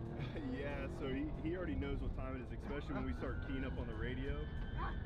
He's about a 7-year-old dog, so like by now he's kind of understanding what the game is, you know.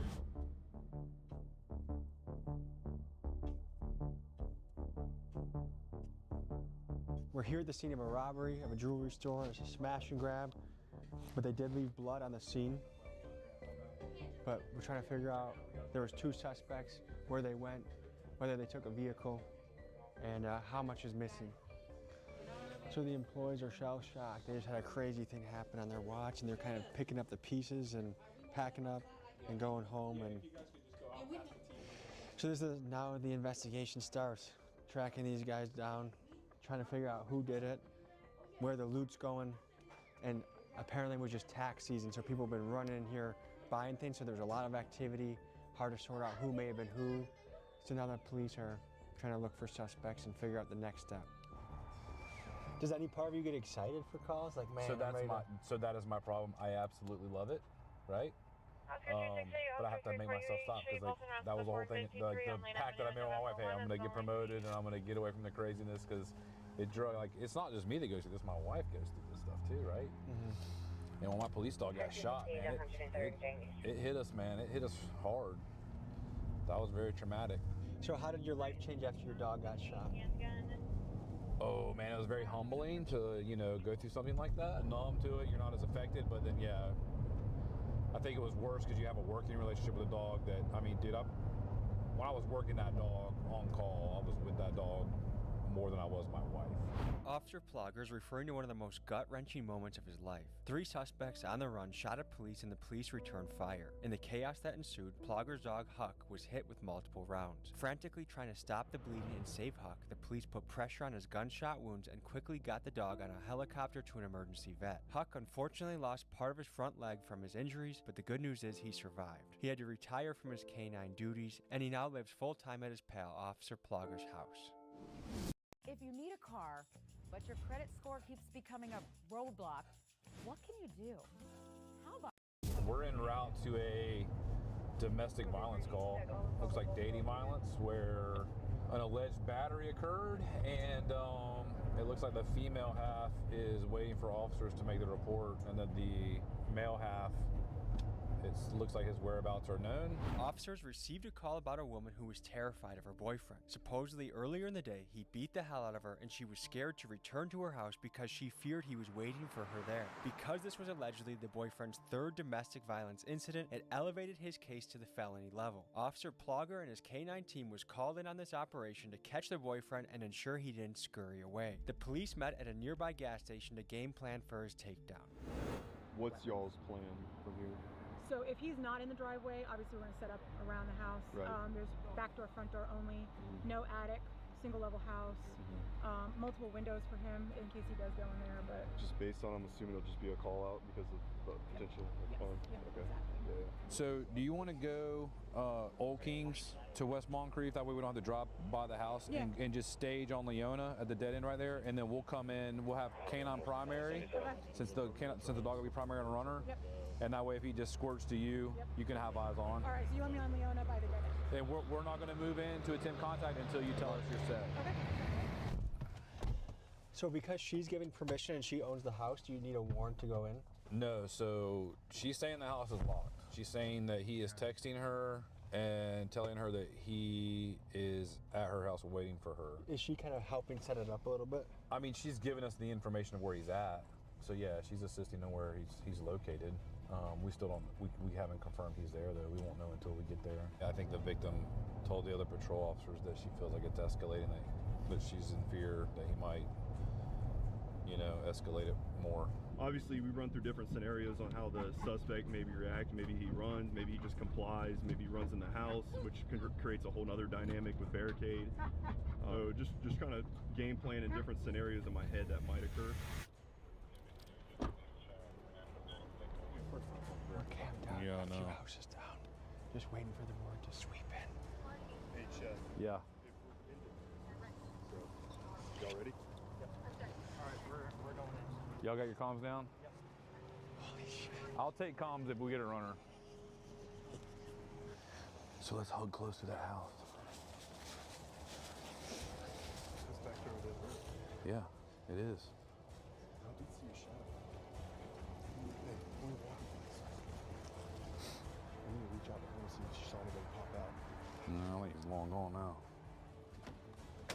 Is that busted out?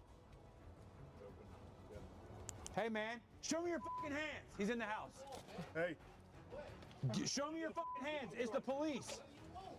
We want you. I didn't do that. We want you. Go to the front door. Hey, hold. He's going to the front. He's going to the front. Right here, Kyle. Right here, Kyle. Put the dog in. Put the dog in. Get your dog out. Hey. Put the dog in. It's for my safety, bro. Wait. Get out. Get out right now. You're gonna get bit. I'm coming. Get out right now. Get your ass out the house. What am I? Go to the ground. What am I being? Go to the goddamn ground. Go to the ground. Go to the ground. What am I being detained for? Go on your fucking stomach, I'm on my Don't you stomach. fucking move. I'm on my stomach. My name is Octavius Alexander. I stay in this house. The key in my pocket, Mom. Relax, Roy. Relax. I'm relaxed. We're gonna tell you what's going on when we're ready. Just chill. Oh my God. You got anything I need to know about any weapons or anything? I got weed in my pocket. That's it. I stay here. You can call the owner. She We will. Man, listen, man. Y'all tripping, man. And you got the dog finna bite me and shit. You threatening to bite me with a dog and all that. I ain't did nothing. And I got code to the house. How the what is going on, bro? That guy was as close as you can get to getting dog bit. Because going by what the victim stated, he's not supposed to have a key to the house. So they're going to have to revisit that and question her why he might have a key. At what point will you explain to him? I'm not. That's their job. We did what we came to do, which was locate him. So, and hypothetically, if I'm in an arrest situation, I don't get to know why?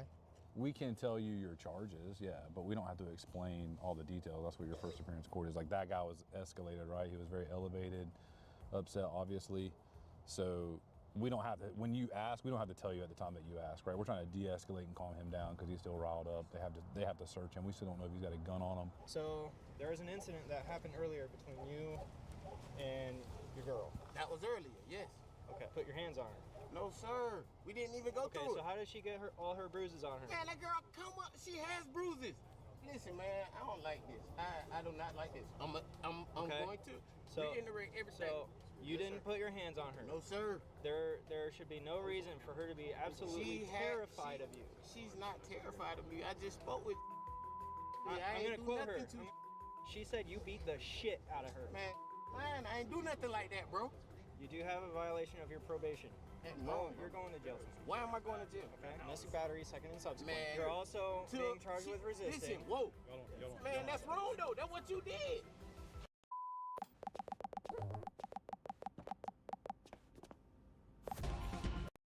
Those things they kind of ravel out of control pretty quick, huh? Yeah. There's always room to improve on everything we do. Nothing ever, in my mind, goes perfectly.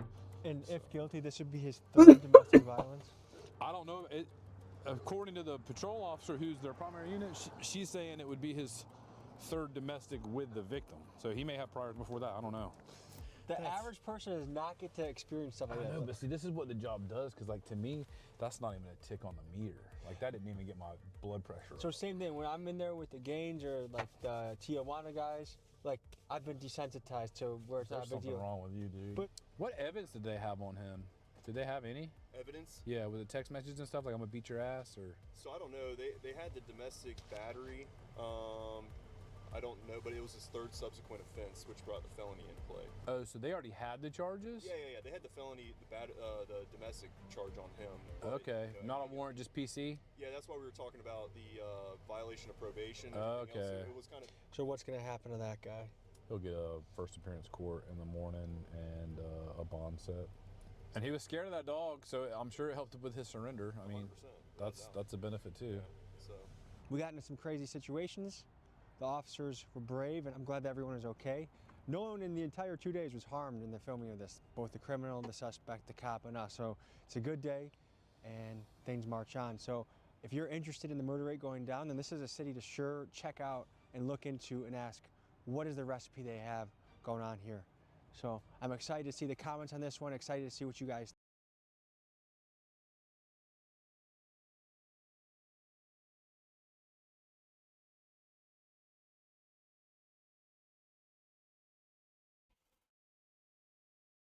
Jeffrey Epstein fucking left paper trails all over the planet.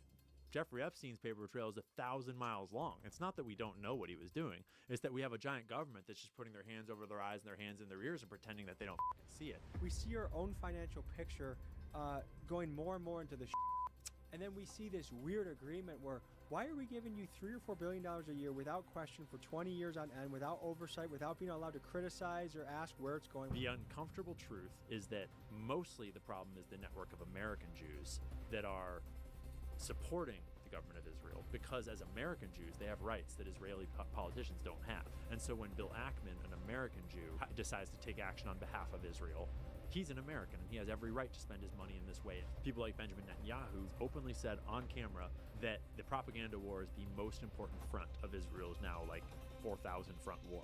You have to cut that infection out of your arm and repair it, and the body will be fine. Mr. Ian Carroll, this has been a conversation I've been looking forward to.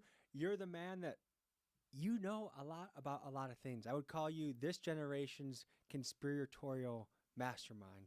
And so I'm curious, first of all, I'm just curious from a perspective, what do you do all day? How much research are you doing?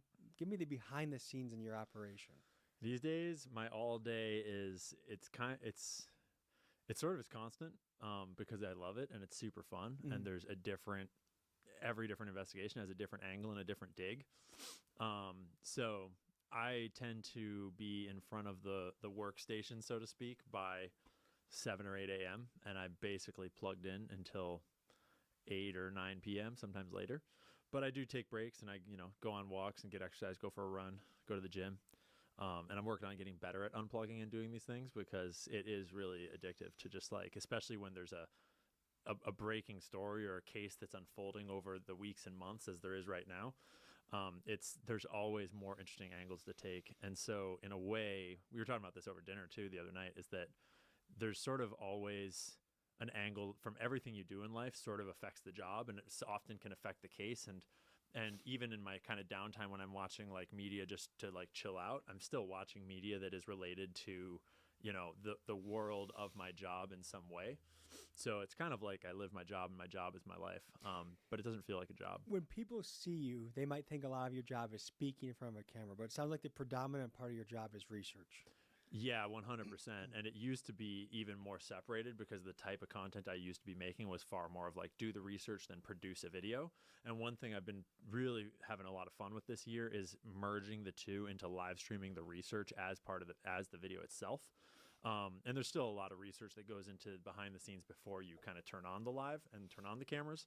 But it's been a lot of fun to sort of invite the audience in so that the people that are either super fans or are very into research themselves, hopefully to model the process so we can all sort of teach ourselves to be a little smarter and to kind of learn our way through the mistakes of journalism, the mistakes of the online world, and get a little better at the thinking part together. And that way it makes the whole process a lot more fun for me because there's a lot less kind of clerical editing and scripting and all these other things, which are still, scripting is an important part of a huge part of journalism, but it's really fun for me to move more into sort of education on the process and inviting people into the process directly. And it's, it's a lot more vulnerable. It's a lot more raw and real. I make mistakes on stream frequently and then learn halfway through that oh, I totally have been getting this thing wrong for the last 20 minutes because I didn't understand something that seems basic to someone else. So it's a good humbling experience, good learning experience. It's a lot of fun. We're going to dive into everyone's favorite topics today. We're going to talk about Israel and Epstein and all of that, but I want to give people a little background too. So you taught improv at 14. Yeah. So you have been speaking in front of people, performing in a way, but developing your voice for a long time. Give people a little background about that. Yeah, and this is one of my favorite parts of the Ian Carroll conspiracy is excuse me, you dropped out of high school and you were a teacher? I smell bullshit. It's yeah, you're right. That's actually a very unusual track to take. But my parents were both teacher educators, and so... You dropped out of high school. I dropped out of high school. I do not have a GED, and I do not have a college degree. I've been to college a few times because I was able to sneak in. But because my parents were teachers, I got free tuition at a school that was really cool.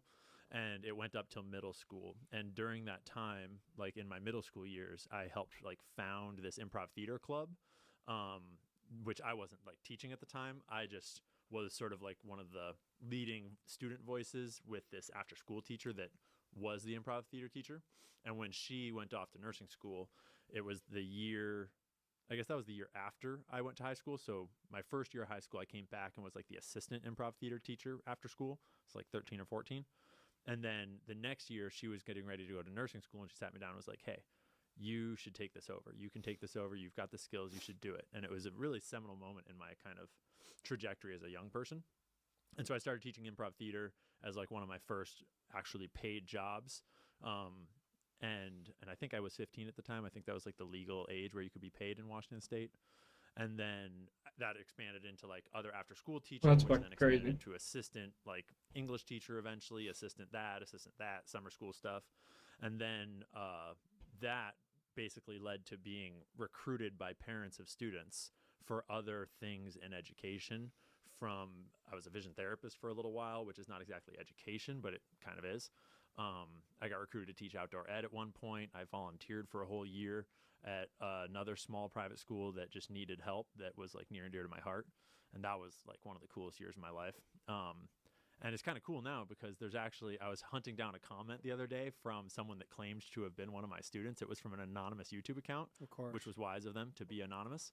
But they were like, dude, Ian was my 7th grade teacher. He's not a Fed. And I like went and looked and was like trying to figure out which student it was, but I couldn't tell. But it was funny because they're all like probably college age now, mostly.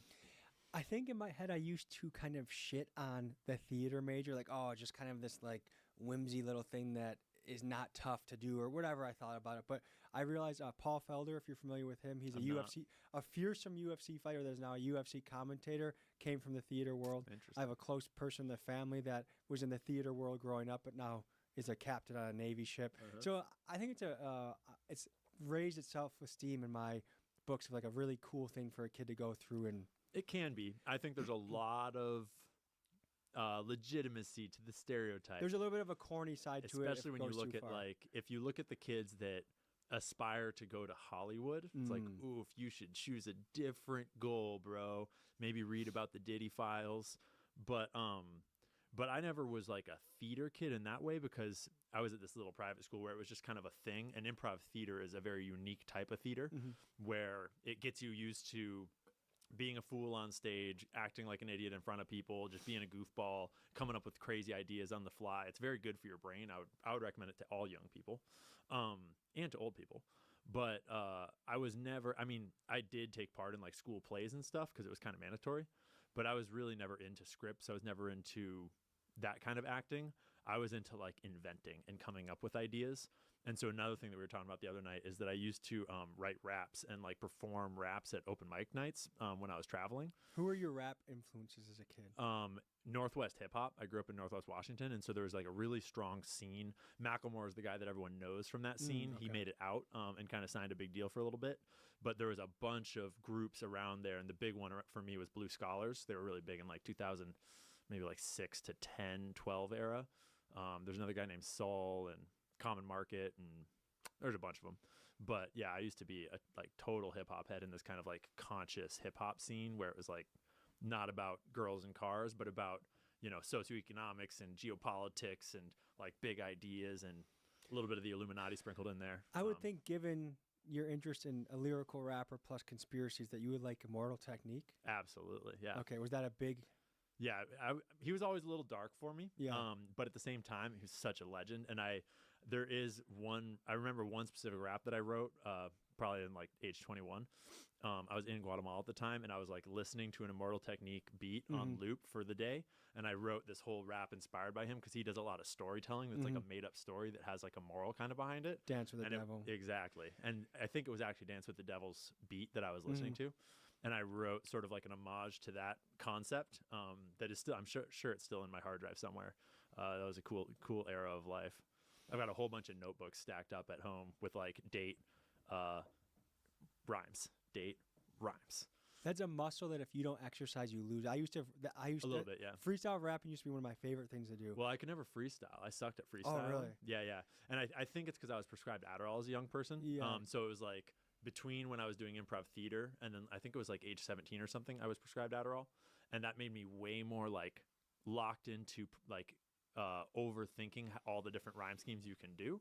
And that changed it from like, oh, I can just come up with sick ideas, and like I was like way out creatively. And it put me like way more in this driver's seat of like analytical, which was cool in some ways. It totally like beefed up my personality for a while in other ways. But from then on, I like could not just flow, because I'd be like, dude, there's 3 more rhymes that I just missed in that single bar right there.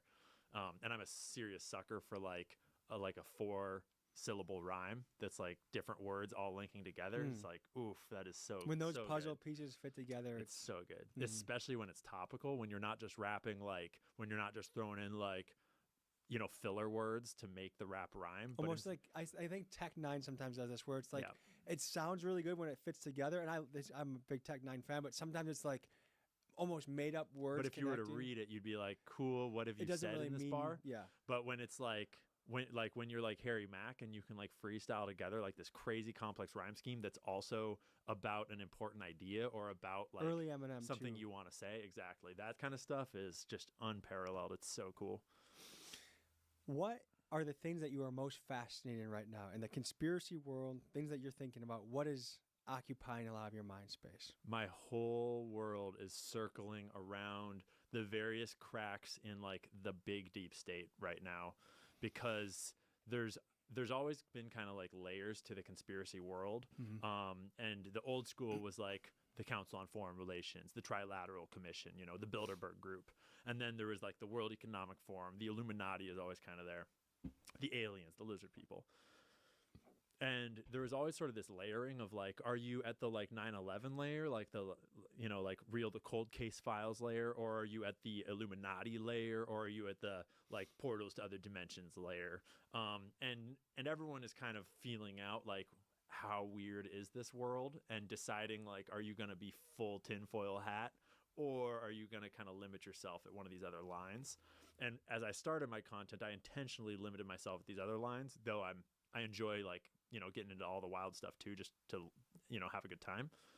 But I've always felt like the safe line at like JFK, 9/11 kind of stuff, that's not the whole picture. There is something deeper going on, but it's not necessarily all the way to like adrenochrome and lizard people and stuff like that. I don't know. There is a spiritual component going on, but who knows? But this Epstein thing cracked it open a certain way. Pizzagate was a big part of it. Epstein was a big part of it. 9/11 was a big part of it when you really think hard about how much it would take to bring those buildings down, and you really ask yourself who could possibly pull that off. But we are now with the Brigitte Macron story, with the Candace Owens story, the Charlie Kirk story, kind of this trifecta that has all these little subtle spider webs out into these other networks and these other stories. It's kind of cracking open this gateway into the shadow government behind everything. Epstein's employers, they weren't just the government of Israel. Like if you were to go to some random Israeli government official, they wouldn't have known anything about the Epstein network. But at the same time, if you had gone to the right random, like deep state government official in America, they might have known about it. They probably did. But probably someone in Saudi Arabia also knew about it, and someone in Qatar also knew about it, and someone in China probably knew about it, because there's these networks behind the governments that we see, behind the intelligence agencies that we see, that are sort of nestled in to this corporate like military industrial world, that are being not necessarily directed by one group of people or by one family or by one person, I don't think, but there's something there. And the Brigitte Macron story might be the clearest window into it. The fact that it's speculated that she's a man? I mean, I would argue it's very well proven that she's a man. The speculation is the Rothschild connection. Tell me more. And it's not speculation. It's very well reported on that her husband, Emmanuel Macron, was a Rothschild protege, that they basically groomed him up, held his hand through his whole career, and selected him to be the president of France. And then the Brigitte Macron story circles in on a weird angle where her family lineage does not make any sense. And we have questions about what her family actually is and who they actually are. And the protection around that story, the people that have died trying to report on that story, the connections between the Epstein network and the France networks. I haven't heard any of this. What is the connection between Epstein and France? So there's numerous. Like you could go back to what we've known for a long time, his connection to Jean-Luc Brunel, which is just into French modeling and the French modeling industries, which then gets you tied into like the French aristocracy of today. But I'm more interested in the more recent stuff, like the recent reporting based on the email leaks from Ehud Barak's email files. Ehud Barak was the ex-prime minister of Israel, the ex-leader of Israeli military intelligence, and he was basically Epstein's contact, his handler, his point of Israeli relation. He was the guy that stopped in Manhattan almost on a monthly basis to check Actually, in on it was Epstein. exactly monthly for a long time. There was like a whole year there where it was a monthly schedule, as though it was like on the calendar. And he is one of the most connected to Epstein of anybody, and he's obviously one of the most suspicious connections of anybody. And it's in these email leaks you can start to piece together that, oh, they were going to like Ivory Coast in the French region of Africa and selling military surveillance technology and weapons that were sanctioned, that were not allowed to be sold to this like rising dictator who was like basically taking power in the country, that was then basically on the Israeli take from then on. They were doing similar things in Mongolia. They were doing similar things in lots of different countries around the world, that at any one instance, when you receive that window, it's like, well, that's just kind of weird. But once you start to see the whole picture of what Epstein was doing in this more like larger intelligence network, you start to get a picture of, well, the Epstein angle of this deep state is clearly a globally operating system. And then you start to look at, like, in the French example specifically, you start to look at all these overlaps